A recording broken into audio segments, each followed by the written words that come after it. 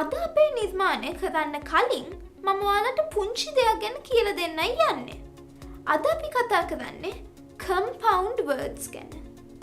මොනවද මේ compound words කියන්නේ? කොලම්බස් මේ වෙද්දි මේක ගැන කියලා දීලා තියෙන්නේ. මේකෙදි වචන දෙකක් තියෙනවා. වෙනස් තේරුම් තියෙනවා. බලමු උදාහරණයක්. මේ මොකද්ද? sun. sun කියන්නේ ඉරට. එතකොට මේ මොකද්ද? flower.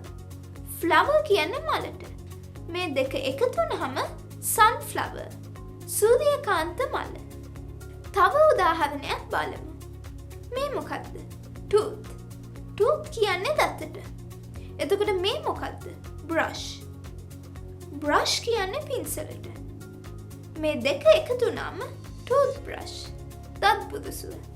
දැන් මට කියන්න පළවෙනි compound words එකේ පළවෙනි වචනය. ඔව්. sun. දෙවෙනි compound word එකේ පළවෙනි වචනය. හරිම හොඳයි. tooth. බලන්න වචනෙන් වචනෙට පළවෙනි වචනේ වෙනස් වෙනවා. ඒ වගේම දෙවෙනි වචනේත් වෙනස් වෙනවා. පළවෙනි එකේ flower, දෙවෙනි එකේ brush. මේ වගේම හැම වෙලේම වෙනස් වෙන දෙයකට අපි කියනවා variable එකක් කියලා. නැත්නම් විචල්යක් කියලා. variables විවිධ වර්ග ඒවා තියෙනවා. අද මම කියලා දෙන්නේ string කියන variable වර්ගය. අපි ගන්න variable එකේ අකුරු හා සංකේත භාවිතා කරලා නම් ලියලා තියෙනවා නම් අපි කියනවා string වර්ගයේ variable එකක් කියලා.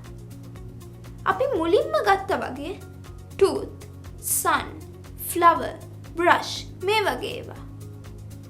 දැනට මේ ටික මතක තියාගන්න. ඉදිරියට තව කරුණු කියලා දෙන්න.